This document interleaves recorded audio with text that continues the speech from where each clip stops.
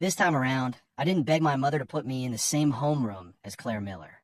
I didn't spend every spare moment tutoring her just so we could get into the same college.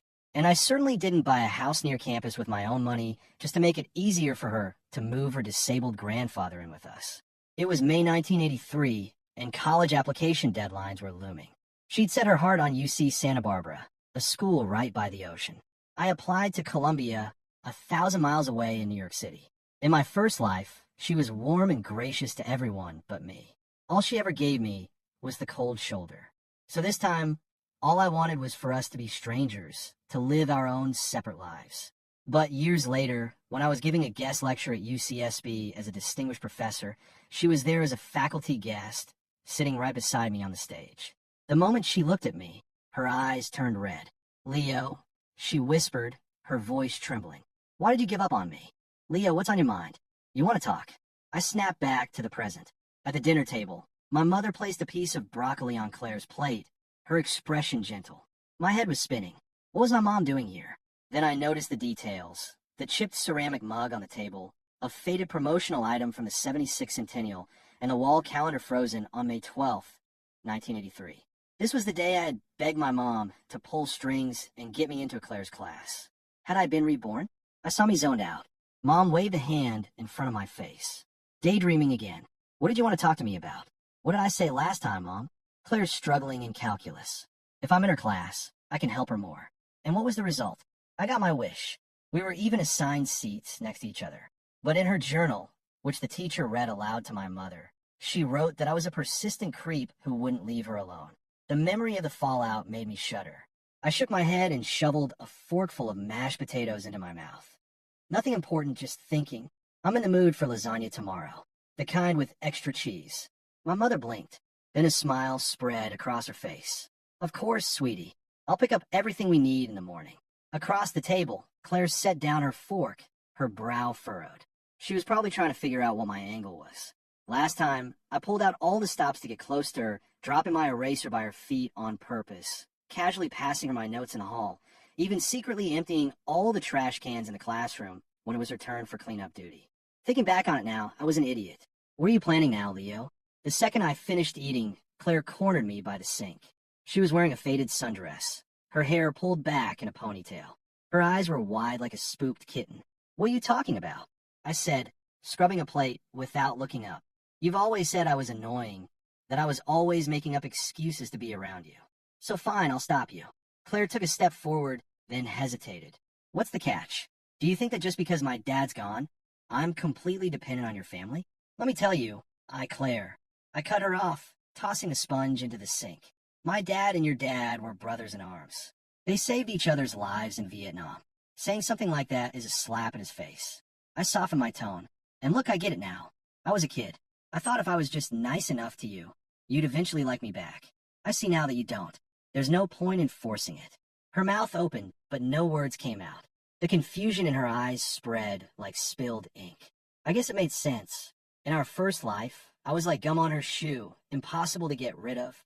This sudden, calm detachment would throw anyone for a loop. I turned and went into my bedroom, glancing back at her just before I closed the door. She was still standing there, twisting the hem of her dress. The light from the street lamp cast shifting shadows across her face. Claire's dad died suddenly. His last wish was for my dad to look after his little girl. My mom, bless her heart, took her in and treated her like her own. But I knew that deep down, Claire was always on edge. She saw our family's kindness as pity, as charity. If I offered her a piece of candy, she'd stare at it for a full minute trying to figure out the hidden agenda. In my first life, I'd kill myself trying to prove it wasn't pity. I saved her a seat in the library, stood up to the guys who bullied her, and even spent a whole afternoon at her dad's grave on the anniversary of his death, just so she wouldn't have to be alone. And what did I get for it? I overheard her telling someone, "Leo's only nice to me so he can look like a saint." On my nightstand, a framed photo from elementary school showed the two of us. She stood beside me, lips pressed into a thin, serious line, while I grinned so wide you could see my teeth. Back then, I was so sure I was going to marry her someday. Now, living this life again, those vows felt like a joke. The cicadas outside buzzed louder and louder. Suddenly, a soft knock came from the other side of my door. Claire's voice was muffled. "Leo, come out." Are you still mad about the pen? The one you gave me that I gave to someone else? I already told you it wasn't on purpose. I leaned against the door, silent, listening as her voice trailed off into a nearly inaudible sigh. The debts of a last life could stay there. She had her path. It was time I found mine. You can't spend your whole life pouring everything you have into someone who will never love you back. The desk lamp was bright. I picked up a pen and, in the margin of my notebook, wrote a single line. May we each find our own happiness with no more strings attached. The next morning, I was up before my alarm. Usually, I'd be in the kitchen helping Mom, waiting to walk to school with Claire. She'd always complain, "It's so embarrassing being seen with you." But I'd still wait for her at the corner, pretending it was a coincidence. Not today. I grabbed a piece of toast and headed out. The leaves on the old maple tree at the end of the street were a vibrant green, the sunlight dappling the pavement. For a second, I felt a wave of déjà vu. In my first life, at this exact moment, I was pacing under her window, clutching a pack of strawberry Starburst I bought for her. Leo, we didn't wait for Claire. Gus clapped me on the shoulder as I walked in a homeroom, a half-eaten donut in his mouth. Hey, Mrs. Davidson asked me yesterday if your mom was going to talk to her about switching her class. What happened? I dropped my backpack on my desk and pulled out a textbook. Not happening. What? Gus almost dropped his donut. Dude, you were obsessed with being in her class. You said sitting behind her was the perfect strategy for Operation Win Claire's Heart. What changed? I shrugged, flipping open my literature book. I had a crush on her, wanted to be close. I don't anymore, so what's the point? Just as I said it, a flash of blue appeared in the doorway. It was Claire, her canvas bag slung over her shoulder, peering into our classroom. She must have heard me because she froze. Her face was blank, but the hand gripping her bag strap tightened until her knuckles went white. I didn't look at her. I just stared down at my book. It used to be that a single glance from her could make my whole day. Now, the air just felt lighter without the weight of her attention. She stood there for a few seconds, then turned and walked away, her ponytail swinging behind her. Gus nudged me. Dude, look, Claire heard you. She looked totally wrecked. Did you two really have a falling out? Nothing to fall out from. We were never together. I didn't feel like explaining. Just then, our teacher walked in carrying a stack of forms. All right, everyone, these are your preliminary college interest forms. Take them home, talk them over with your parents, and bring them back next week. As the teacher talked, I stared at the line for UC Santa Barbara. My mind buzzed. In my first life, Claire and I had sat under the big oak tree on the athletic field. She'd use a stick to draw waves in the dirt. Leo, come with me to California, she'd said. I hear the beaches there are amazing. My heart had hammered in my chest. I will, I promised. I'll go with you. We both applied to UCSB. Then she turned around and told her friends I was a pathetic loser for following her there. How pathetic is that? Hello, Earth to Leo. Gus shoved me, pulling me out of the memory. You're really not applying to UCSB? Claire told me yesterday she's dead set on going. Nope, I'm applying to Columbia. I took a pen and drew a thick line under Columbia University. New York is great, less humid. The day passed in a buzz of excited chatter about the future. The moment the final bell rang, I grabbed my bike and bolted. Just as I left the school gates, I heard someone call my name. Leo. I turned. Claire was jogging to catch up, a sheen of sweat on her forehead. What's up? She caught her breath, her fingers twisting the strap of her bag. Her eyes darted around. Were you mad at me today? No. Then why? Why did you say you don't like me anymore? Her voice was quiet, as if she were afraid someone might overhear, and the class changed. I thought you always wanted Claire. I interrupted. What do you really want? She looked up, startled, her eyes wide. I didn't get what she was thinking, so I figured I might as well lay it all out. Before, when I was chasing you, you couldn't stand it. Now that I've stopped, you're chasing me down asking why. You always wanted me to leave you alone, right? Well, you got your wish. So, why do you suddenly seem so bothered by it? Her mouth opened and closed, but no words came out. A slow blush crept up her neck. She'd only ever spoken to me with a cold glare or a tone of annoyance. I'd never seen her so tongue-tied. Finally, she looked down, kicking at a loose pebble on the ground. I just think it's weird. Nothing weird about it. I didn't have time for this. I'm heading home. My mom's waiting for me to help make lasagna. With that, I pushed off on my bike and rode away. In the small mirror on my handlebars, I saw her standing there, shrinking blue in the distance. The wind felt cool on my face. If only I had been this decisive in my first life. I could have saved myself so much pain. I stopped at the corner store on the way home and bought a pack of Starbursts. I unwrapped an orange one and popped it in my mouth. It was sweet, almost cloying. I always used to buy strawberry, her favorite. Today, I just grabbed a random pack. It wasn't so bad. When I got home, Mom was mixing the ricotta filling. "You're back. Go wash your hands. You can help me with the noodles." "Okay," I said, dropping my bag on the couch. Claire's bedroom door was shut. The college form was still on the table, the words Columbia University standing out in bold. Perfect. It was settled. As for Claire, she had her ocean and I had my city. From now on, we'd walk our own paths, and that was just fine. Once I stopped orbiting Claire, her behavior got stranger and stranger. She used to avoid me like the plague, her eyes filled with impatience. Now, she was always hovering at the edge of my vision, her gaze sticking to me like glue. Gus poked me in the ribs. "Leo, the way Claire looks at you now, it's like she's seen a ghost." I knew exactly what was going on, but I couldn't be bothered to engage. We weren't kids anymore. Was I really supposed to go back to offering up my heart just to have it frozen over? The day before we had to turn in our final applications, Claire cornered me in my desk right after the bell. The cuffs of her school jacket were unevenly rolled, and she was twisting the hem just like she had in my bedroom. "Leo, were you applying?" I stuffed the textbook into my backpack, not looking up. "Why do you ask?" She paused as if chewing on the words before swallowing them. "Just curious." I zipped my bag shut where I applied. "Doesn't have anything to do with you, does it?" As the words left my mouth, I saw her flinch. Her eyes, which always held a cool distance, were suddenly clouded over, filled with disappointment. Her lips parted, but all that came out was a soft "oh." She turned away, her steps unsteady. It used to be that one kind look from her could make me happy for a week. Now all I felt was relief. A person has to learn to cut their own ropes. The day we turned in our forms, the classroom was a chaotic mess. Claire must have found out my choice from someone because she ran into our room, her forehead slick with sweat, strands of hair stuck to her face. Her voice was on the verge of tears, her eyes as red as a rabbit's. "Leo, you applied to Columbia." The whole class turned to look at us. I frowned. "So what if I did? You promised you'd come with me to California to see the ocean." She took a step closer, her voice trembling. "Under the oak tree, you promised you'd come with me." A flash of the first life seared through my mind. Her sitting under the tree, drawing waves in the dirt, the sun catching the highlights in her hair. But then I remembered her telling people I was just a pathetic stalker. What did our promises even mean? "Claire," I said, my voice calm as I met her gaze. "That was before. What about before? You said you liked me, that we go to the same school. Why did you change?" "Because I don't like you anymore." The words were like a knife, and they hurt me to say them, but I knew everything had to be laid bare. "I don't like you anymore.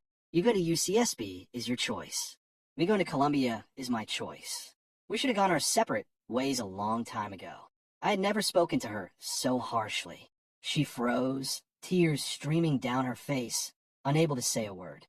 She had always been so careful to maintain her pride around me, to never show weakness. But now, seeing her cry so helplessly, my heart felt like a stone. Not a single crack of sympathy. Some knots just have to be cut. Dinner that night was silent. Claire kept her head down, picking at her food, her eyes still puffy. My mom put a piece of chicken on her plate, and she whispered, "Thank you, Sarah." After she went to her room, Mom put down her fork and sighed. "Are you two fighting?" I pushed my plate away. "We're not fighting." "No." My mom looked at me pointedly. "She's been walking around like a zombie for days.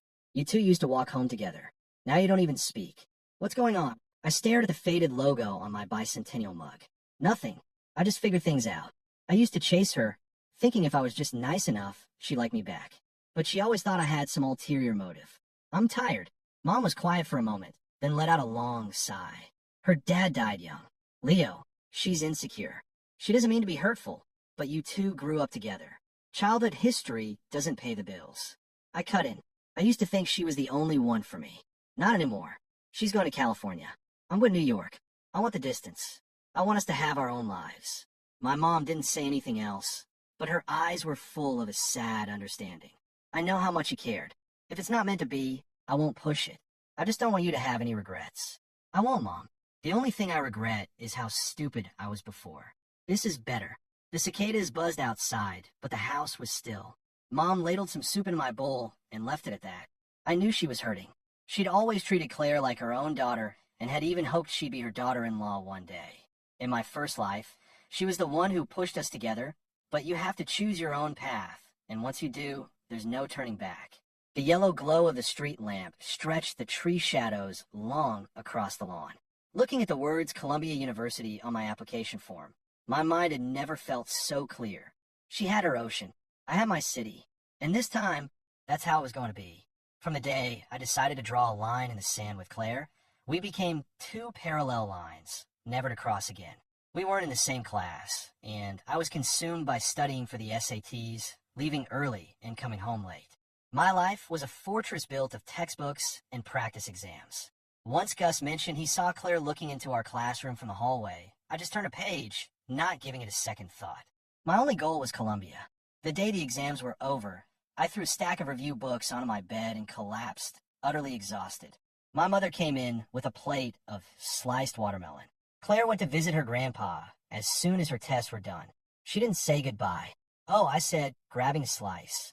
I didn't ask anything else. Her absence felt like a relief, a much-needed break in the tension that had defined our relationship. The days waiting for acceptance letters were agonizingly long. One afternoon, I was coming back from Iran when a mailman handed me a thick manila envelope. The moment I tore it open, the words Columbia University in elegant, embossed lettering leaped out at me. A wave of pure joy washed over me. All those years of work had finally paid off. Just then, I heard the squeak of a bicycle at the end of the driveway. I looked up and saw Claire. She was thinner, her skin tanned from the sun, and she was holding a cloth bag. Her eyes fell on the envelope in my hand, catching a glimpse of the crimson-lined acceptance letter inside. Her own eyes immediately turned red. She hesitated, then walked toward me, scuffing the toe of her sneaker on the pavement. Her voice trembled. "Leo, you really got into Columbia?" I nodded, folding the letter and tucking into my pocket. Suddenly, she clutched her bag, her knuckles turning white, as if she were summoning every ounce of courage she possessed. "I have something to tell you." The cicadas droned on, tireless in the summer heat. The air was thick and heavy. I waited quietly for her to speak. "Before, I always thought you were so annoying," she began, her head bowed, her voice choked with a sob. "When you tutored me, saved me seats, I just thought you were being pushy. But then you stopped. You stopped paying attention to me, and I realized." She lifted her head abruptly, her eyes swimming with tears. "I realized I don't hate you, Leo. I like you. I didn't understand my own feelings back then. It wasn't until you were really gone that I felt like a part of me was missing." It was the first time she had ever confessed her feelings to me.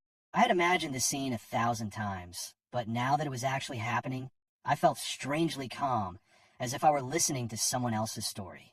Seeing my silence, she took an urgent step forward. Can you give me another chance? Just one. I promise I'll be good to you all." "Claire," I interrupted, shaking my head gently. "It's too late." "How can it be too late?" Tears streamed down her face. "You used to love me more than anything. You said you'd marry me, that you'd go with me to California. How can you just give up?" I didn't answer. I just looked at her. In my mind, flashes of our first life appeared. Our wedding, our children, and the chilling emptiness of a life with someone who never truly loved me. I saw how she'd been forced into every step, how she refused to even listen to me, and how after a few years of marriage, she found someone she actually loved. I remembered the smiles and tenderness she gave him, things she never once gave me. I couldn't risk my entire life again on this single, fleeting moment of her regret. I managed a small, sad smile. What's past is past. I turned to go inside, ignoring her sobs. I paused at the door and looked back one last time. "Claire, not everything can go back to the way it was just because one person regrets it or tries to fix it. Just like in my first life, I had laid my heart at her feet, and she had never once valued it. Some mistakes are forever." I pushed open the door. Sunlight streamed through the window, illuminating the acceptance letter on the table. The Columbia University crest seemed to glow. This was the path I had chosen for myself. Even without her, I had to walk it with conviction. Behind me, her quiet weeping and her late-coming affection would eventually fade, just like the sound of the cicadas in the summer wind. I left Claire standing alone in the driveway, her sobs fading behind me. I knew in that moment that the fragile thread between us had finally snapped for good. In the weeks that followed, I threw myself into preparing for Columbia. While packing, I stumbled upon an old journal.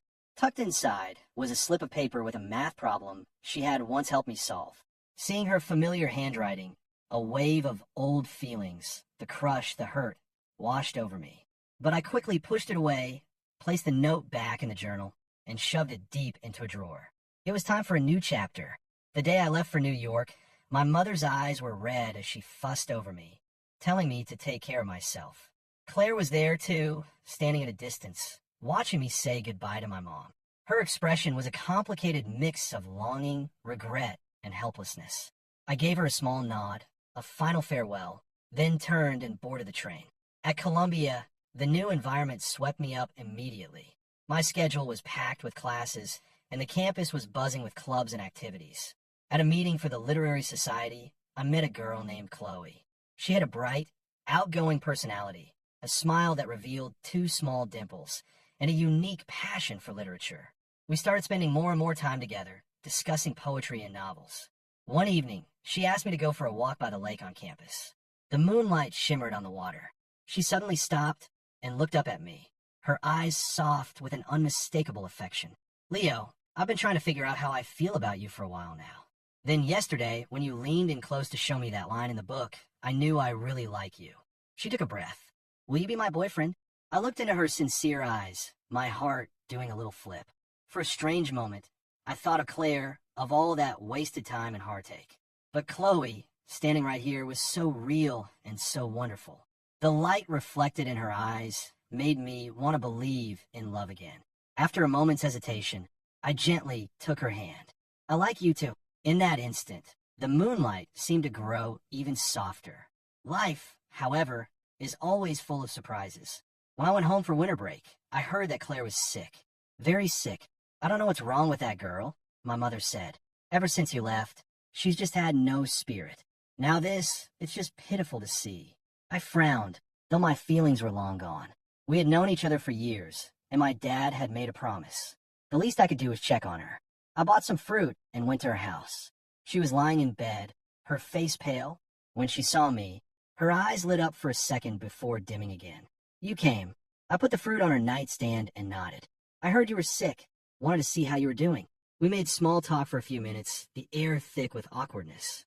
As I was about to leave, she spoke up suddenly. "Leo, I don't blame you. I just regret. I regret how stupid I was." A pang of sadness hit me. I wanted to say something comforting, but I didn't know where to start. In the end, all I could manage was "take care of yourself" before quickly leaving. Back home, Chloe called, sensing I was in a low mood. She spoke to me with her usual gentle warmth. After we hung up, I stared out the night sky, my mind a jumble of thoughts. Claire's regret made me sad for what we both went through, but there was no turning back time. We were destined for different paths. Chloe's arrival in my life was like a beam of light illuminating my new reality. I knew with absolute certainty that cherishing the person right in front of me was the best way to honor the future. As time went on, my relationship with Chloe deepened. My studies became all-consuming, and I barely had time to go home. The year I was about to graduate, one of my professors saw my potential and encouraged me to stay on for graduate school. I accepted. After that, life hit fast forward. The next 5 years were a blur. I went from a master's student to a PhD candidate. My spot at the lectern moved from a corner of the classroom to the very center. The stacks of papers on my desk grew taller than my head, and my drawers were filled with throat lozenges Chloe bought for me. After she graduated, she got a job at a publishing house, and we rented an apartment in the faculty housing complex with a small balcony. She filled it with her favorite rose bushes. Life felt sweet and solid, steeped in a quiet happiness. Occasionally, high school friends would pass through New York on business. We'd meet up at some small restaurant, and over beers, someone would inevitably bring up Claire. Heard she went back to our old high school to teach after graduation, Gus said, his words muffled by a mouthful of peanuts. Then she quit and rented a place near UCSB. Moved her grandpa out there with her. Someone else chimed in. She came to the reunion a couple of years ago. Looked nice, but quiet. Kept asking about you, if you were doing okay in New York. If you had a girlfriend. I took a long swallow of beer, a cool trail running down my throat. Outside, the autumn leaves of New York were a brilliant, almost blinding gold. A few years ago, hearing this would have sent my mind reeling. Now, it was like listening to a story about someone I used to know. It was all strangely peaceful. Chloe placed a piece of fish on my plate, her fingers brushing against the back of my hand. I smiled at her, and she understood immediately, changing the subject to a new book of poetry her publishing house was releasing. Chloe's name was like a faded postage stamp, permanently affixed to the summer of 1983. It was impossible to remove, but it no longer stirred a single ripple inside me. I had my lesson plans, my students, and the sound of Chloe humming as she hung laundry on the balcony. These real, tangible moments had filled all the empty spaces of the past. Then in 1992, beepers started going off all over the city. I was in the bathroom one morning brushing my teeth when Chloe ran and holding a small black box. "Leo, your beeper's going off." The department had just issued them. My number had only been active for a few days. I wiped my mouth and leaned over. A string of numbers glowed on the tiny screen, followed by a short typed message. "How are you?" There was no name. Chloe peered over my shoulder. "Who's that?" I stared at the words for a split second. My heart gave a strange little thump, then settled back into its steady rhythm. Outside, sparrows hopped along the clothesline. The scent of Chloe's shampoo mingled with the mint of my toothpaste. "No idea," I said, tucking the beeper into my pocket and taking the towel she offered. "Probably a wrong number." Chloe didn't press it. She went back to the kitchen to heat up some milk. I looked at myself in the mirror.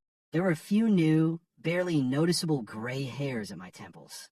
My eyes looked calmer, more settled than they had in my youth. The girl who had stood before me in the spring of 1983, her eyes red as she asked, "Why'd you give up on me?" was now, 9 years later, knocking on the door of my life with an anonymous digital message. But what did it matter? I thought of the beeper Chloe had brought me at the library last week. I thought of ice skating at Rockefeller Center last winter, how she laughed so hard she cried when she fell into my arms. I thought of my doctoral dissertation open on my desk, and the name I had written on the acknowledgments page, Chloe. These small, warm moments were like layers of a cocoon wrapping my heart tight and safe. The beeper chirped again. The same message repeated. I walked out onto the balcony and pinched off a wilting rose. "Leo, the milk's ready," Chloe called from the kitchen. "Coming," I answered. I took the beeper from my pocket and set it down on the balcony railing. The sun warmed the black plastic, and the words on the screen blurred in the bright light. Some questions don't need an answer. Some paths are better left behind. The ocean in California never felt the imprint of my footsteps, but the snow in New York had already covered every path Chloe and I had walked together. As for the name hidden behind that beeper message, I would let it dissolve into the New York winds of 1992. I had a new sunrise to chase and a new story to write. I never thought Claire's persistence would bring her all the way to New York. I was in Atlanta for a conference when I got the call from a colleague. His voice was laced with gossip. "Leo, that high school friend of yours, Claire Miller. She came by the university yesterday looking for you. Stood outside the admin building all afternoon." I held the phone to my ear, gazing out the hotel window at the city lights. I felt nothing but a flicker of confusion. "Okay, thanks for letting me know. You're not going to call her back," he pressed. She looked pretty worn out. Said she came all the way from California. "I'm out of town." I cut him off. Besides, what could she possibly want from me? After all these years, Claire's name was like a rusty nail. When mentioned, it might poke a little, but couldn't cause any real damage. My life with Chloe was like a set of finely tuned gears, turning smoothly forward with no room for a foreign object to jam the works. But life rarely sticks to the plan. 2 weeks later, the dean called me into his office and tossed an invitation onto his desk. UCSB is hosting an academic symposium next month. The university wants you to be the keynote speaker. I stare at the words University of California, Santa Barbara. My heart gave a strange, anxious lurch. I had a bad feeling about this. "Sir, I have a major project deadline coming up. Could someone else possibly?" "You're busy." "I get it," the dean interrupted, tapping his finger on the desk. "But you're one of our most distinguished young faculty members. This is about representing Columbia. We can't lose face. Your flight and hotel are already booked." Defeated, I accepted the arrangement. Walking out his office, the sun was so bright it made me squint. I knew what I was afraid of. Afraid of that ocean, of those old ghosts swept away by the wind. And most of all, afraid of a reunion I knew was inevitable. That night, I put the invitation on the dining table. Chloe was arranging flowers in a vase. UCSB invited me to give talk. I said, next month. Chloe looked up, a red rose hovering in her hand. To California. Yeah. I took a deep breath and laid it all out for her. The application forms from 1983, Claire's tears, the anonymous beeper message, like spreading out an old yellow newspaper. She came to New York looking for me a few weeks ago. I'm worried. Chloe put down her shears and came over, taking my hand. Her fingers were warm, and her eyes held no trace of resentment, only a calm understanding. Do you want me to go with you? If you wouldn't mind, I said, my voice low. You idiot. I trust you. She smiled and squeezed my hand. Of course, I'll go with you. We can think of it as a research trip to see how a California ocean compares to a New York snowstorm. The day of the lecture, the auditorium at UCSB was packed.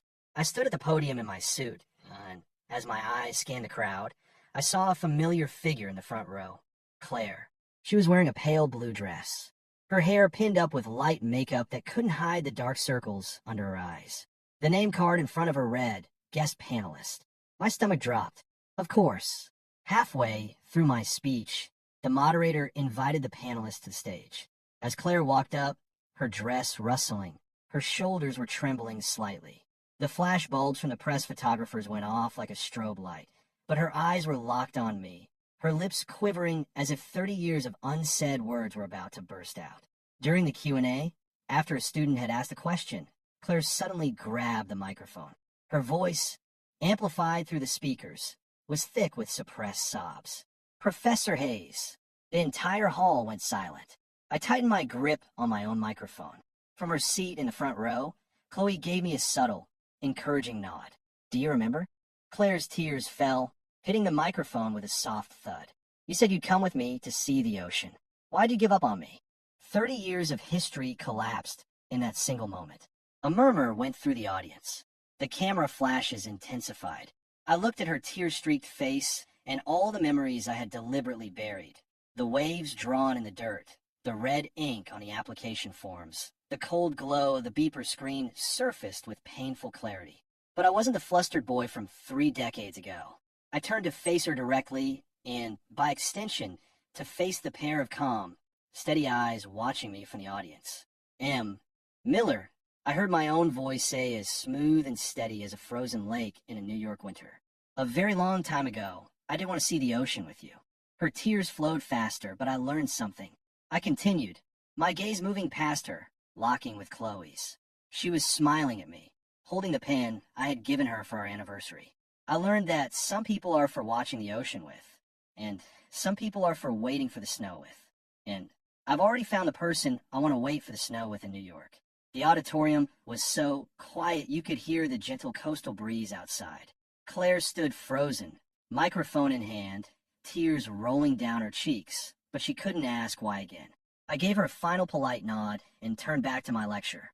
It was as if her sudden dramatic confession was nothing more than a grain of sand blown in by the sea breeze. Something that over time in new life would smooth into an irrelevant, painless pearl. Down below, Chloe was scribbling in her notebook with my pen. Every word she wrote was the answer I was giving right now. At the reception dinner that evening, Claire was a no-show. Chloe deflected a few toasts on my behalf, her fingertips resting lightly on the back of my hand the whole time. As we walked out of the banquet hall, the salty, damp air of the Pacific hit us. For a moment, I thought back to that long-ago summer night, clutching my college applications. Any regrets? Chloe asked, looking up at me. The street lights shattered into stars in her eyes. I shook my head and pulled a small seashell from my pocket. I found it on the beach that morning. It had a natural crack down the middle like a line, etched by time onto a heart. I used to think this ocean was my biggest regret. Now I understand that all the wrong turns were just leading me to the view I was meant to see. Chloe smiled and linked her arm through mine. We walked slowly along the coastal road. Behind us, the city lights were winking out one by one. Ahead of us was the dark sky in the direction of New York. My beeper vibrated in my pocket. It was a message from Gus. Claire quit her job, said she's moving to Appalachia to teach. I glanced at it and put the beeper away. The sound of the waves grew louder, as if bidding a final farewell on someone's behalf. Chloe stopped walking and pulled a small box from her purse. Inside was a silver tie clip etched with the shape of a maple leaf. An early anniversary gift, she said, standing on her toes to fix it to my tie. From now on, you're only allowed to watch New York snow with me. I looked down at the sea breeze in her hair and suddenly thought of Claire crying all those years ago, asking, "Why did you give up on me?" I didn't understand it then, but I finally do now. Not every wave is worth chasing, and not every vigil requires an answer. The ocean was behind me. The snow was ahead. I squeezed Chloe's hand, and we walked on, crushing the moonlight under our feet. As for the faint blue shadow disappearing into the Appalachian Mountains, I hope she finds her own peace under a different sky, reconciling with her own belated epiphanies. After all, the best ending in this world isn't a reunion. It's when two people on their own separate paths finally become.